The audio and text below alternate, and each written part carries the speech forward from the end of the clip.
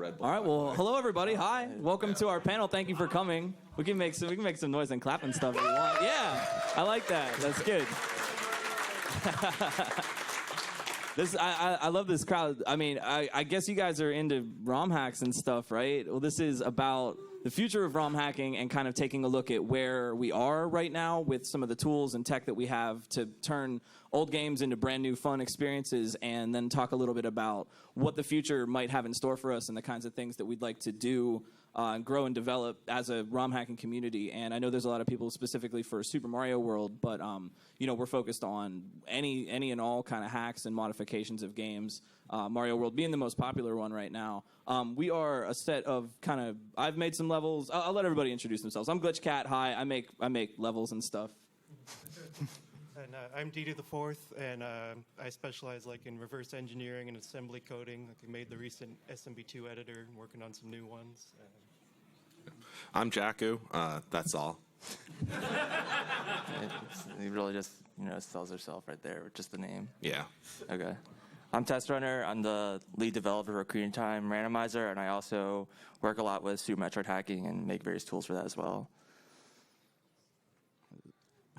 Cool. All right. Yeah. Very good.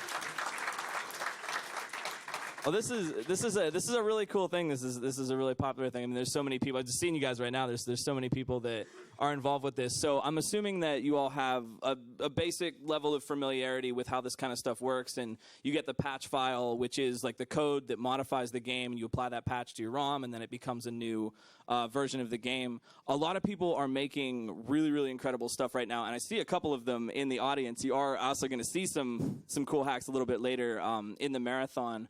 But there's kind of like three different things that we're doing right now. There's people that are making levels. Obviously, I kind of specialize in that, and some other people do as well. And we have tools and stuff that like D4 is making. But then we're also moving into randomizers and crowd control, which we can explain a little bit more in detail. We're also going to have questions. If you guys have questions or anything, we'll wrap that up at the end. But yeah, we kind of just wanted to talk a little bit about where we are right now as a community and how much we've grown and kind of where we're going to move to in the future. So the first thing that I wanted to show you guys, which is up here, I am, as well as several others of us, we organize ROM hack races, and we have a Discord and a website that D4 made for us, and a channel. Except when we're at GDQ, we do these like every Saturday, and right now we're moving into Mondays.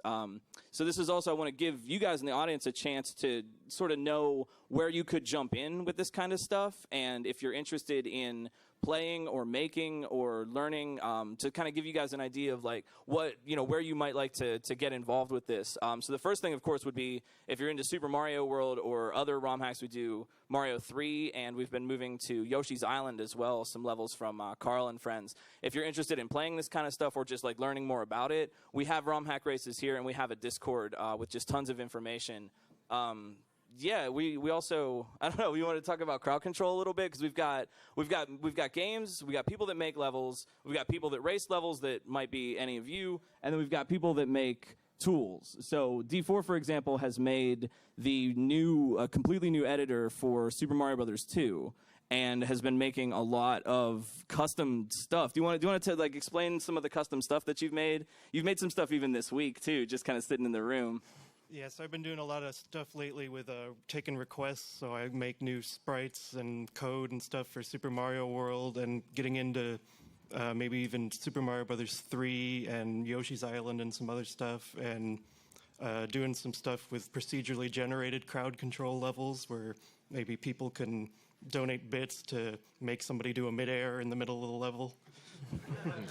There's this whole notion that we're all familiar with the original games and the stuff that's in the original games. And just for a popular example, talk about Super Mario Brothers. There's all kinds of stuff, enemies and things that are already in the original game. We would call that like vanilla stuff. But the whole idea with kind of the future of ROM hacking and where we're going is adding things into these games that were never ever possible in the first place. And that's where people like D4 come in who are capable of just getting into the code and making all kinds of new stuff.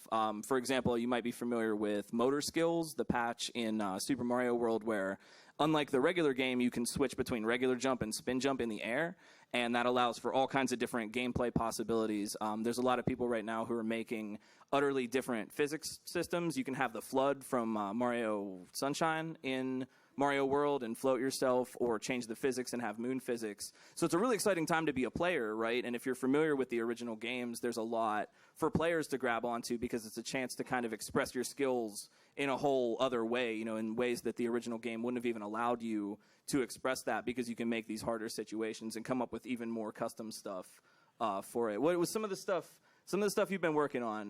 The homing bullet bills in Super Mario World is pretty cool. We're just taking a look at Mario Maker 2, and D4 is just, oh yeah, I could make that. But we're also, to go along with that, and I guess it's a good segue for Jakku, we've got crowd control.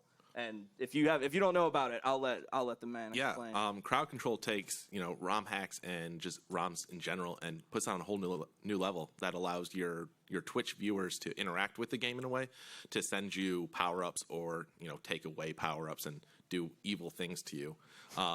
It's a whole new level of interactivity, and it keeps old games fresh because there's nothing more RNG than Twitch chat. And so, like, we've been expanding our library of games. We did a panel at SGDQ this year where we had only 3 games supported. We're at 15 games right now, with a lot more coming. We made a lot of changes to our backend to make it really easy, but we also give tools out to users to kind of help get them to build support for this as well, because we want to make it a community thing where you have an idea for an effect. We want to make that happen so that you can be like, hey, this is how you do it, and then everyone can start using that. But yeah, crowd control it's been really fun, and it allows you to play the same game you're familiar with, but it's different every time. It's very similar to a randomizer, but different for different reasons.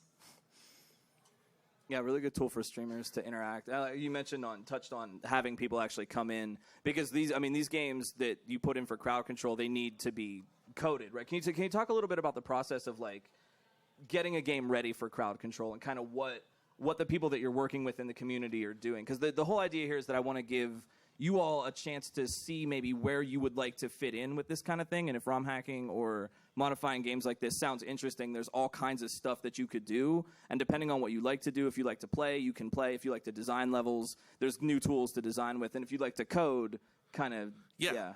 At a basic level, you don't even need to know how to code to actually build things with crowd control. If you can kind of take a look at some of the hex values in the game and be like, hey, when you get a power-up, it turns this number from 0 to 1, and you tell us that, and we didn't know that for whatever reason, we can add that in easily.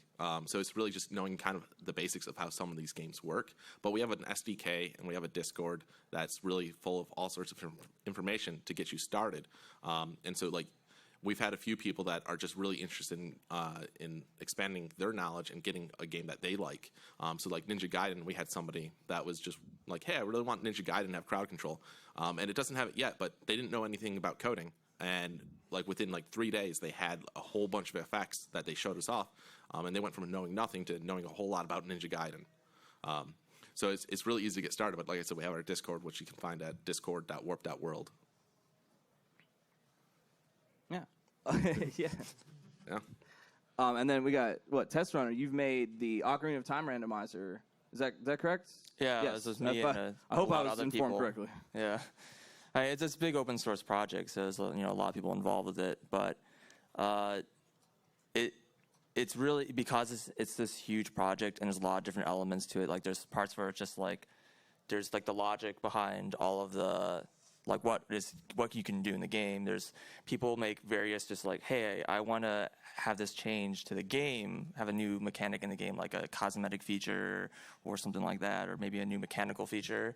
And there's people who want to actually change some of the randomizer engine. They maybe want to change with some of how the randomizer generates. Maybe want to work on maybe just want to work on the wiki, try to improve the documentation. Maybe they just want to work on the community, just help out with all the tournaments and racing. So there's all these different elements that people can just jump in, whether you're a programmer or not, or a programmer at different kinds of backgrounds, it's ASM, C, Python, various web interfaces and stuff like that. So if you're like interested in that stuff, it's like really easy to kind of join. Or even if you just want to help out and you don't have that kind of background, it's like a pretty great place to like learn about it, and some pretty decent documentations on a lot of that info out there. So it's been a really interesting project because it started off very small, I would say. I think it pretty much jumped off of the Link to the Past randomizer with Amazing Afros. He's the original developer for it.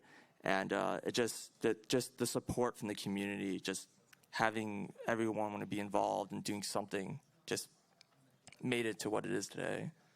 Yeah, you mentioned like you don't necessarily need to have a coding background to help with a lot of these projects. Artists, all these projects needs artists, testers, programmers, helpers in all sorts of different areas, and so like anyone can get involved in any of these projects for the most part. Even like translating, if you know a second language and you want to translate like the guide from English to something else, people need help with that, and so like there's a lot of opportunity for anyone to get involved in any of these projects. Yeah, there's really such a dialogue between like the makers of tools and then the maker, people that want to just sit and design levels. And you really can. You tell that you can do, whatever your experience level is. For example, D4 has recently made, and it's funny because we talked about this at the Romhacking panel at SGDQ last year, and we said, there's going to be a forthcoming Super Mario 2 USA editor. Well, it's out now, and this guy made it, and it's really amazing, and it's really intuitive. And so there's this dialogue between people that make tools and then people that want to actually design stuff with those tools. So we want to focus a little bit on sort of the future and kind of where we want to go. And I kind of wanted, this is sort of an open-ended question. I have some answers for that as well, but I wanted to see what you guys say. Where do you see the future for this going? Like, where does the dialogue take us? Are we expanding into, like, for example, I would say we would like to expand into other games, for example. And I know, like, Test Runner, you've been working on an editor for Super Metroid, and there's also, we'd like to work on something for, like, Mario 3, for example, or the DKC1 editor, for example, is really broken. I got it to crash by placing several tree tiles. So needs improvement. I think it's rather clear and obvious where it's going. It's all going to battle royales. I would say, like, especially the Super Metroid editor you mentioned, like, there already is a Super Metroid editor and then several revisions of it, which has been pretty good. It's a pretty good place to start. But the problem with all these editors is that they still require you have a certain level of knowledge of how the game engine works. So there's like, if you want to do a lot of basics, like I just want to mess with the level tiles a little bit, and it's like generally you can do that and you're fine. But as soon as you want to start doing something that's like a little interesting and do something new beyond what other people want to have already done, you need to understand how the game works. You need to learn this like data structure. You need to know code. You need to know ASM. You need to know little endian and all this other stuff. So the big thing in the editor that I've been working on is trying to decouple a lot of that required knowledge from the people who are actually making levels, because it turns out that usually the people who are like these fantastic level designers and make these amazing ROM hacks are not programmers. Guilty as charged. Yeah, so the idea is we want to try to make tools that someone who doesn't have this experience can jump in and learn this level editing tool, which is one of the things that I love about Lunar Magic is this tool that you can kind of just use that without having any of this background. So I guess that's kind of what we're trying to approach here. Yeah, we want to put the tools, like you said, you want to put the tools in the hands of people who can use them without a huge barrier to entry. And that is, like you mentioned, Lunar Magic. I think that's something. Lunar Magic is, if you don't know, the editor for Super Mario World, the one that everyone primarily uses. It's really, really stable, and it works exactly like you said. It decouples a lot of the really tedious code-based kind of knowledge and just allows you to have those tools immediately. And I definitely think that's something that is going to lead to a lot more fun games to play, because the more, like you see that with Mario Maker, right? It's a super easy, it's accessible, and the more accessible we can make some of these tools, the more we can put the ability to make levels right in your hands, and there's less of a barrier, and you can actually just start kind of thinking out loud with that. So that could be something, if you're interested, and this is, of course, I'm not putting this on you guys, but if you're interested, you'd like to jump in on something like that, there are a lot of editors that could use cleaned up, or just a little bit, could be more stable, or could not be, as difficult to work with. I did some research about editors for games leading up to this panel. There's a surprising amount of them, but like for different games, not just Mario World. But the problem generally with them is that they're just kind of malformed a little bit, and they tend to crash or they tend to require extra sort of knowledge. So whatever games people are into, I really think that by developing tools like that, we can get more stuff out there, and it's just kind of a matter of like who is willing to work on certain aspects of this game or understand certain parts of this program. For example, like I said, the Donkey Kong 1 editor. It's functional, but it barely works. If it did work better, people could design more stuff, and it could be, we could have more complete-looking games like that. I don't know, did you? Yeah. To speak on that, I think like using the Donkey Kong Country editor, it might not have gotten a lot of attention, and there's probably a lot of people that really have some cool ideas on how to make a Donkey Kong Country level and expand on it. And so I think it's hard to design a tool and build a tool if people aren't using it. And so a lot of times interest in this for the developer side, they might drop it because like, oh, no one cares about it. And yeah, it's crashing. You want to submit bug reports and stuff. It's very crucial when you're using tools, especially when they're first starting out, that you report issues, on the GitHub, on the forums, anywhere you can, letting the game program or the programmer know that you're using their tool, but you're running into a wall. That really helps because they're excited that someone's using it, but they might not have ran into that issue. And so if you want to see these tools survive, you have to kind of help out and submit bugs and let people know that you're using them as well. Yeah, a lot of the old ones have just kind of been abandoned or have just been made and just kind of left. Yeah, and I was going to say, it's not just the bug reports, even just like quality of life and like feature requests, saying like a lot of times developer use the tool in a particular way, and then someone's like, hey, I'm trying to use it this way, and it's like it's really hard to use, and it's like either the developer has to say like, okay, either I'm like designing this tool incorrectly, or I should try to like add this feature. So it's really important. Yeah, feature requests are huge, and again, it shows the developer that people are interested in their tool and that they're not coding it for nothing. Yeah, exactly.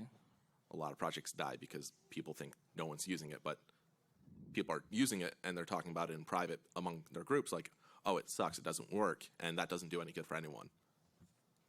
So be vocal, but also be encouraging. Yeah, I know when D4 was making the Super Mario 2 editor, which is available for free right now if that seems interesting free to you. Right now. for the time being. But yeah, you can get it. But when he gave me the first version, I think my downloads folder was just filled SMB Edit 1, SMB Edit 2, 2 fix, 2.1 hotfix, and it was just on and on. And so there was this dialogue between us the whole time where I was using the tools and I was coming back and saying, okay, I'm running into this and this problem. And it's really, it's an active kind of process between people that want to make and people that want to code. And I think the whole going forward with Romhacking is really kind of pairing up those people that if you really want to code and you really want to build some things, talk to the people that really want to make levels because they're going to kind of tell you what they want, and then D4 would go and build it and then come back and I would say, well, okay, that's neat, but it doesn't do this, this, and this. So it's really, it's this very active kind of DIY process, and it really, I think like Romhacking itself kind of lives and dies by the voluntary involvement of people that want to be a part of it. And in the end, you all get cool levels to play, right? Because that's really, really valuable to take these games and make them new. And not only that, but to give people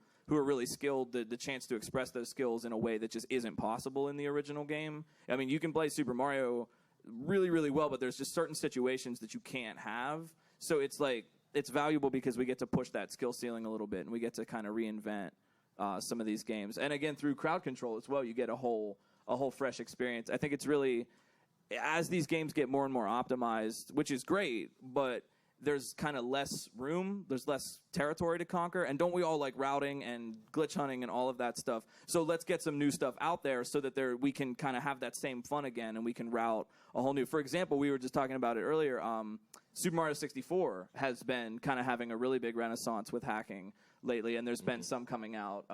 Was it Foxen's? Yeah, Mario in the Cursed Castle has come out. There's been like a year-long project to do this, but now it's a full 120-star game. 121. Was it?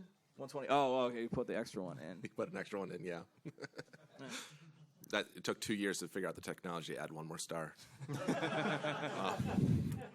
There's also the new Super Mario 64 randomizer that's been making some waves too, and obviously randomizers are a great way to explore your favorite games as if you're playing them for the first time again.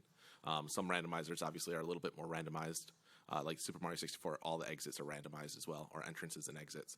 And you can do that with a lot of games like Link to the Past and whatnot, but sometimes you just want the items in different spots. And like all these randomizers pretty much have an interface on the website or through their tool that you use to specify the seeds and the things to your needs. And so even if you've never done a randomizer and you're like, I just want to try something and make it a little easy, you can cater it to your skill level, and then you can expand and you can try again at a harder difficulty. But you get to play the game like you're playing it for the first time, and it's really great sitting down and like being like, man, it's like I was 10 again.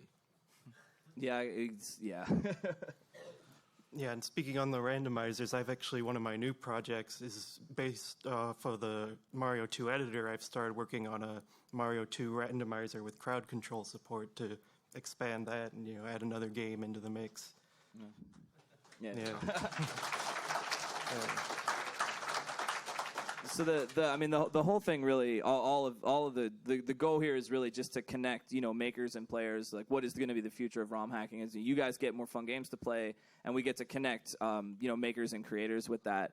If you guys had any other points, I was going to open it maybe up to some questions, because last time I remember we did this, we had a ton of questions. So if you guys didn't have anything else, maybe we could just open it up and kind of have a dialogue, because it really is. It's about us, right? Like, we make the stuff that people play, and people give us feedback. So ROM hacking, at least the way the community is right now, is just so full of just a dialogue between makers and creators and just individuals that are kind of stepping up. So if there was more that you guys wanted to learn about, or stuff that you would like to see going forward, feel free. Right? Yeah, just Mike, put your hands up and go ahead. Yeah, if you come up to the mic and say your question into the mic so we can hear you.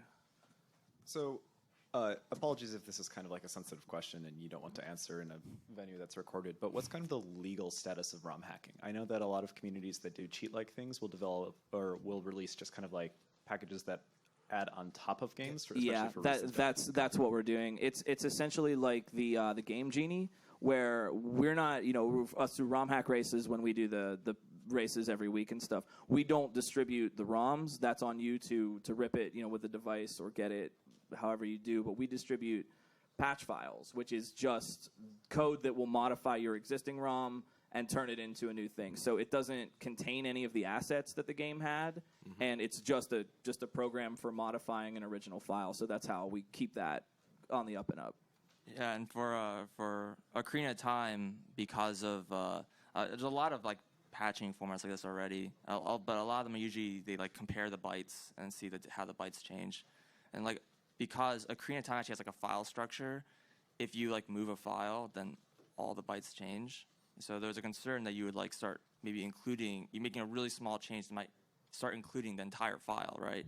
So for Ocarina of Time, we actually developed a custom patching format that actually takes into account the file system, and it's like its own thing, and it has this like, I don't want to call it encryption, but it does this thing where it makes sure that any data in the patch file doesn't exist in the original ROM. So it's like completely unique, and it's try to make it as above the line as possible. Yeah, and I know D4 also developed the D4 patching system for patching Super Mario 2. And when you get, for example, I made a game with his editor, and when you download the file, you get just the patch and a README and a utility to patch it with. So there's no one's IP contained in that download. It's all just files that will modify something existing. And also then too, people are making kind of more powerful hacks that can then be put on an EverDrive or something. So you're also not selling carts or making carts or destroying old carts to make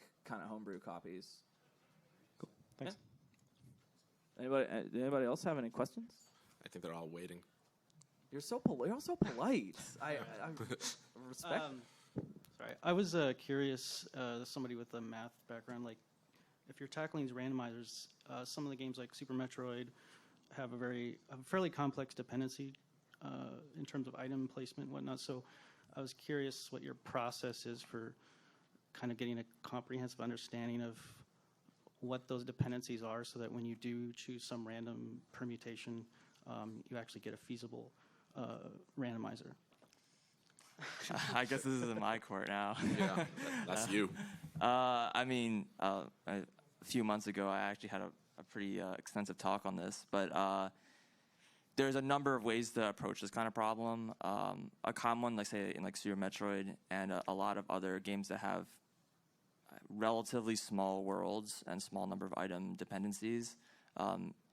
Usually it's just a matter of, okay, hey, I need to get to like location X. Okay, what are all the different possible ways that I can get to location X? And you just like enumerate all those things. And you just do it for every single location, and it works fairly well when you don't have too much going on, and it makes the logic pretty simple and easy to read. Of course, makes it easier for you to like, oh, I forgot that there's this way you can get through this spot, and like, let's say you have like 4 locations behind some barrier, and you might do 3 of them, but forget the 4th one, and so now all suddenly it's broken. So usually the way that they kind of resolve this is just a long period of iteration and testing of people like going through. They like, hey, I found this unbeatable generation, and then they go and reinvestigate and try to figure out what was wrong. But games like Ocarina of Time that have more advanced, or games that have any kind of entrance rando that have item logic, usually you need to have a more graph-based system. And so usually you kind of have this graph description of the world, and you try to describe, okay, what are all the possible ways to get from room A to room B, and like for every single room. And then when you're within the room, what do you need to get to like this location in this room? And it's easier. It's much easier to write the logic. The rules are generally much simpler, and allows you to reshuffle the rooms without having something crazy going on. But because you have this like more complex graph, it means that any kind of generation that like wants to traverse this now is a lot more complex, and it's going to take much longer. So it's kind of the trade-off. Thank you. All right, and for mine, for Mario 2, basically what I did is started making a gigantic Excel spreadsheet and went through every room in the game and said this one needs a key, this one has a key, this one has a veggie that's required to pass an obstacle, and this enemy is required, and just started converting all the data into points which can or cannot be changed and which things could connect, and then built that into a logic in the code. That's intense. Yeah. Yeah, it's very tedious. This one's mainly directed towards Jacques. So with Super Mario Romhacks and crowd control, what is stopping crowd control from working with the Romhacks? Almost nothing usually. If you're talking about graphical ROM hacks, for the most part, it may be like changes in levels.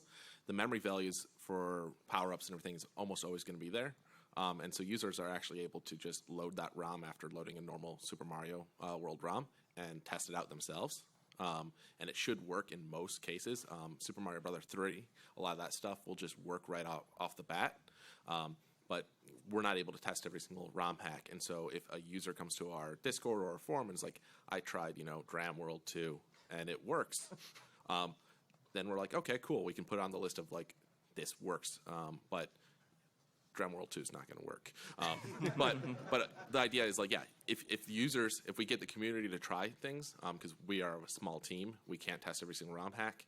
If you try it out and it works, we can put it on the list so that others can try. But overall, as long as the overall memory doesn't change in the game, it's going to work with crowd control. For Mario 64, we actually have 2 versions. We have the randomizer version and the non-randomizer version, because those memory addresses are all over the place. They are very randomized. So yeah, for some games we will have to create like extra steps, but overall, most ROM hacks will work right off the bat. Okay, thank you. No problem. Hey guys, so I've been playing a lot of Ocarina of Time Randomizer recently, so first off, props to you guys for doing that, because it's a lot of fun. But I have a sort of a technical question. I've did some reverse engineering and assembled language programming in the past, and was curious, do you find yourself reversing a lot of the code of the game to figure out what's going on, or are you mainly just changing data structures to modify the levels and item placement and things like that? Yeah, that's a really good question. It's a lot of both, I would say. I think initially, and I think it's true for most randomizer out there, initially when you first start, you just want to figure out what is the data structure. What is the most I can randomize with the least amount of work is kind of typically how people start. And you're trying to figure out, like, okay, how is data structured, so on and so forth. But there's a certain point where you get to where it's like, hey, if you get to like this NPC or whatever early, or you can get this item out of order, the game crashes or is unbeatable. And at this point, it's like, okay, I need to figure out what is happening under the hood. And so you have to like, you might have to go and look through some of the code and disassembly and maybe modify it to try to figure out how to fix it. Our creating time is actually pretty extensive because we actually have a fairly large amount of game modifications in the game. We actually have an entire system where we basically generate an entirely new code file that gets injected into the game. But I think most randomizers are probably not that intense, but they usually have like small code tweaks to try to fix various soft locks and crashes, and mostly focus on just the data itself. So unless you're looking for a trigger or something like that for an event, you just usually modifying data. Yeah, typically. So the way OT works specifically, like say for example, we want to randomize all the chests, for example, all the items that are in all the locations, because all the items are just like completely different actors that you can get. So like some of them are in chests, but some are like freestanding, some you get from NPCs, some you get from like cutscenes, and all sorts of places. So instead of trying to randomize each of those different kinds of locations, many of which can't even give every kind of item, we actually basically just overwrote the entire get item system, and we have our own like table that it looks up in when you ever get an item, which in the end simplified things. But there was this like long period of getting to that transition. Like if you go to like the older versions of randomizers, like I think the OOT 1.0 for sure, I'm pretty sure 2.0 as well.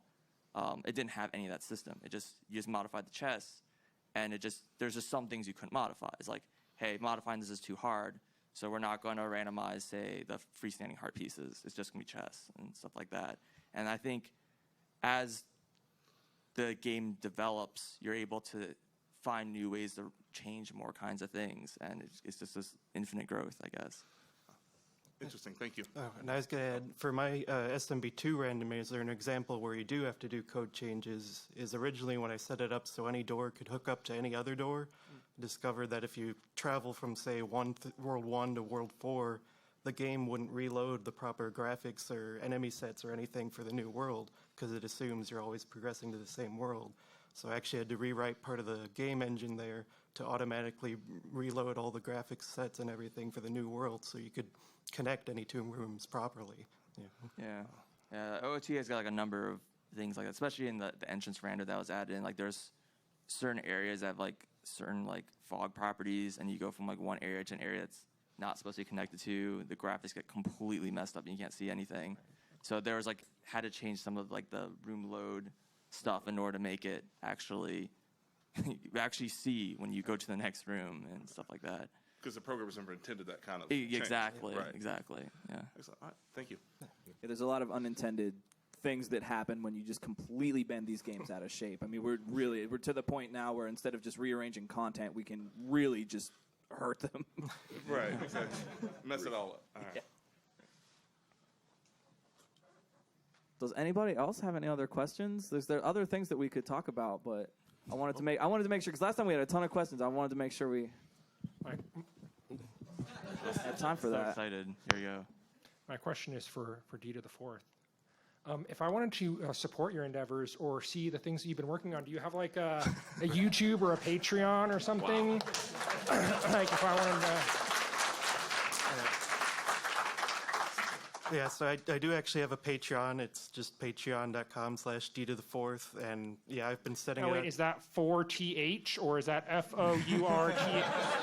In case anybody was writing it down. Yeah, it's DTOTHEFOURTH. Excellent. And, yeah, I've been setting up so anybody at the lowest level I've got channels in the Discord, and they can say, I want you to make a disco shell that's got spikes on it, and then in a couple days So even if I donated like 25 cents a month or $1 or whatever, right? Well, the 5 is the minimum. Oh, 5 is the minimum, okay. Got him. And you could like make a shell where like I could like shell jump off of it and grab the shell again midair. Yeah, that's one of the ones I did recently, yeah. All right, cool. I may or may not. Don't forget to say #ad. That was my question. Thank you very much.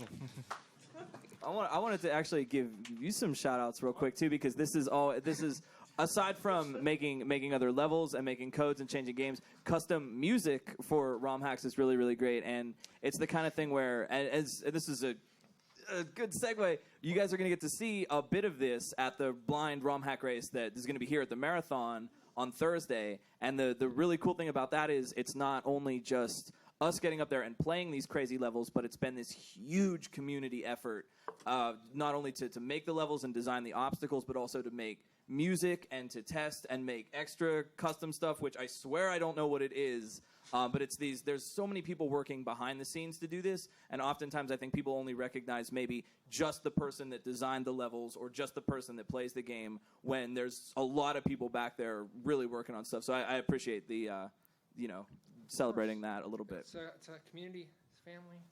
It's interlocking our fingers like this. It's very, very DIY, and I think that's something that a lot of us like about it, is that it's very much just, if you want it to exist, you can make it, and you can do that right now, and we can join together and kind of bring our various skills together, all with the goal of just providing everyone with more cool stuff to play and giving these games a second kind of life that they haven't had already. 100%, man. It's great. Yeah, you touched on like level music. I think a lot of Romhacks really focused just on the visuals and the gameplay, and that was because a lot of tools in the past didn't have anything to do with the music. You could never change it. You could maybe change it from like World 1 to World 2, Right. but you couldn't go in and make custom music, and that's really changed over the last few years. Yeah, that's a fair follow-up question, because, there's, like, ad music for, Lunar Magic, but, like, I don't know if a lot of the other, like, the Zelda randomizers or, anything, like, if anybody else has a tool as robust as, say, ad music is, to be able to insert custom music into Romhacks, because I know, like, do you do anything with, like, Super Mario Brothers 2 or 3? Because I know, like, I've known a couple people that made, like, Mario 3 hacks. I know you can actually get, like, CD quality music inside Super Mario Kart for Super Nintendo. Oh, yeah? Someone's been working on something. My VOD on Twitch got muted because it recognized the song, and it's CD quality music Well played. in Mario Kart, which is incredibly uncanny, by the way, to hear real vocals and real music coming out of a Super Nintendo. Sure. But that is possible now, and that can be done. And also, as the tools improve, the SD to SNES Pro, for example, a really way more robust flash card is now capable of doing more. Yeah, so, the like, as SA the one. hardware improves, the capacity to hack games can improve. Hackers can improve what they do. Players get more cool stuff to play. It's this really, really neat feedback loop in that regard. Yeah, I think part of the problem, the reason why there aren't really too many like music editors out there, is that in many ways the music system in a lot of these retro games is really, really hard to work with. It's not like, it's not even like, I'm gonna write a score of music. Oh, I have to explain the whole, you can't just drop a MIDI file into Super Mario World? You can't just put an MP3 on my Mario level? Yeah, there's so many limitations of how the audio engines work in these games. And like, I'm talking like the Super Nintendo, it's not even like, all Nintendo games use like the same engine, and you can just like take a song from this game and put it into this game. Like, it doesn't even work because the engines are not even the same. You can just like, it's crazy, and it's a lot of work to try to do it. I know Amoeba, one of the other main developer for the Metroid editor I mentioned, he wrote this thing for editing music as well. And there's other editors as well, like to try to take some of the common tracker formats to try to convert it into this something that the game can recognize. And I think a lot of stuff is very new, and it's like kind of this blooming thing, but it's hard. It's very difficult because they have these tools to transform them, and then you listen to it, and you're like, this doesn't sound right. And you realize that, I think, in some ways, you can really appreciate the amount of knowledge and work the original devs put into the music to make it sound good, right? Because they wrote specifically for this engine. Yeah, it's taken us like 20, 30 years to reverse engineer that and figure out what they did. Yeah. Yeah, and I was going to say, I haven't specifically done Mario 2 yet. Years ago, I actually did make a tool that's a generic Genesis music composition tool that actually lets you write sheet music and then compile it into the games. Pog. There's also a lot of there's a couple of programs that I know off the top of my head. It's the one for NES is called Cajones, NES, and it is like a direct access to the soundboard on the system. So you can just like load up a thing, and it's basically like a sequencer, and you can just set it and set like what tone it makes, and then you just get direct access, and it'll play that back. So even for just like this is something I'm kind of interested in, is just like hacked instruments and like live like musical performance and stuff. There's a lot of cool stuff coming up like that where you can kind of get that chip tone kind of sound. Nice. I had the privilege of seeing a show in Providence one time where a guy had a Game Boy that was plugged into an amplifier and was just rocking out. So there's a lot of like, music is really coming up in that regard. All right, I'm going to sit down now. Thank you. That wasn't a question, sir. Patreon.com/D4. Good answer. This better not be a Yonoid question. Well, he stole the Yonoid world record with no face cam, and he didn't have a mic. So we're going to talk about the validity of that later. But my question was, how hard is it to code on a computer? Like, you need a special computer, don't you? Composer kind of beat me to it. Like, you need an expensive computer to do all of this stuff that you do, right, D? No, actually, I'm working on a $400 laptop with a broken keyboard. So. You hear that? You hear that, people? But Composer beat me to it, but seriously what I came up here for was, what is the most frustrating thing you're having a problem with that nobody seems to understand but you? In terms of like... In terms of like Jakku and crowd control. We want to hear these thoughts. I'm going to speak for most developers and stuff. I think a lot of people think that this stuff sort of just happens overnight, and sometimes you get something out really quickly, and people are like, "Oh, that was super easy for you to do. That must have taken no effort at all." And so it becomes kind of hard to show how hard it actually is to get to that point where you can knock something out that fast.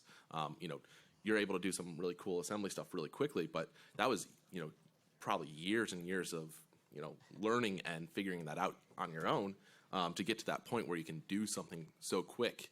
But it seems very lost on the general community and or just crowd that like, hey, you did this thing and you knocked this out, but yeah, I don't know. It's hard to show how hard it really is, and nobody wants to watch that either. That's the other thing. I'm a Twitch streamer sometimes, maybe once a week, but every other day I'm working on something, and it'd be great to show it off, but it's boring to watch. Nobody wants to see it. It also reduces the amount of time I can put into the project because then I have to watch chat, talk about what I'm doing. Someone comes back in, asks the question that some guy asked 30 minutes ago. It limits my time then, and so really it's just, even if it looks like it didn't take long, it probably took a long time to get to that point overall. And so I guess being more aware of that as a community is helpful, because you guys might think something's super easy, and it's hard, I guess. On the other hand, I thought I was asking D4 for really complicated stuff. It was like swatting a fly for him. Right. It gets to that point, but... Yeah, but to be fair, as you said, I started assembly 21 years ago, so, yeah. Your assembly's old enough to drink. Cheers. Yeah. So we just need to give you a round of applause is what you're saying. You don't get enough appreciation? Sure, yeah. One thing I probably want to add to that is, I guess, add and reflect, whatever you want to call it. But to me, the most frustrating thing as a developer is documentation, because no developer wants to do it, and it always hurts somebody. It might be the developer itself, but more likely it's going to be someone else. And I'm mentioning how it's like it can take a long time to do something. It has like all this years or whatever to get to the point where you can do it. But if you're a developer and you document what you know and what you've done already, then the next developer that comes after you can use that experience onwards. Mm-hmm. And it's so frustrating when you're kind of trying to modify anything, and then you're saying, oh, this information for here is just so incomplete that I have to now rediscover this myself, or it's just blatantly inaccurate, right? So to me, that's one of the hardest parts, and I just wish that people were more forthgoing on that kind of stuff, and even though it's boring. It's funny because not documenting your own stuff really does hurt you. If you coded something and then you go to it a year later, you're going to look at it and be like, who the hell wrote this? Why do they? Oh, I did that. And you're hurting yourself for sure. To add, a lot of times there's one person that people will think of when you see a project or something. And there's usually more than one person, unless it's due to the fourth. There's usually more than one person behind that project, and so like there's one face of it. Sometimes it's the right face, sometimes it's the wrong face, but overall it's almost always a community effort or a group effort behind a big project like that, and it's hard to really share the recognition because, you know, it's hard to do that on any medium. It's like movies and things, you know. It just, you know, all the actors, you may know the director and the producers, but who was the best boy in, you know, Avengers? Who knows? What's the name? Yeah. You don't need to know all of them, but those are big projects. But like a lot of like, you know, random Zelda randomizers and crowd control and stuff, it's a few members of the team, and getting that recognition to all the members is kind of crucial and important. Yeah, really a big takeaway, just wanted to point out, if there's other questions, feel free. Big takeaway is that no matter what you like to do, you can be a part of the future of ROM hacking. If you want to play, if you want to design levels, if you want to code things, there's somewhere to fit in, and it's that real emphasis on how this is a real big community effort where everybody uses the skills that they have to benefit the whole group. You too could be the best boy. Hi. So my question is kind of related to not ROM hacking itself so much as one of the things that goes into ROM hacking, which is, you know, kind of understanding what the games were that you're working with. So when looking through the games, what is the coolest little trick that the developers have pulled off that you've had to either work around or completely ignore and rewrite to make it work better? I have a quick fun fact for that. It might be the one you're thinking of. The ground in Super Mario 2 is actually like hard coded in chunks. It's not real pieces. It's just like this is from here to here is just this chunk of ground, and then if you want to change the shape, you just change the chunk of it, which is cool. Yeah, You guys would probably have better answers. Yeah, on a Mario 2 note, the way they stored the positions of objects, instead of having like a full X and Y coordinate, they stuffed it into one byte with an X coordinate and a relative offset to the previous object, which which meant that all the objects are sorted by their Y position and they could only be 16 apart. So in order to make an actual editor for that and make it easy to put things in arbitrary places, I actually threw out all of that code and completely rewrote the level loading routine to use a full byte for X and Y positions. I feel that deep inside.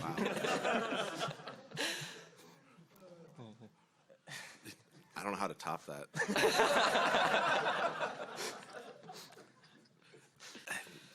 Programmers do weird things. I mean, I do weird things. I don't know. I can't think of anything off the top of my head. I do more memory stuff and more of that than anything else right now. So I'm sure Ocarina of Time has some fun things, though. I feel like there's so much things you run into, whether the programmer wrote it or a compiler wrote it, that it's like hard for me to kind of like choose the one. But especially when you look at games like Super Metroid, things for SNES and older, they're often just writing it into like ASM directly. And they have these like complex, you know, games and stuff. And in the end, I'm sure they got to the end and they look back on the games like, half of this should just be destroyed. Yeah.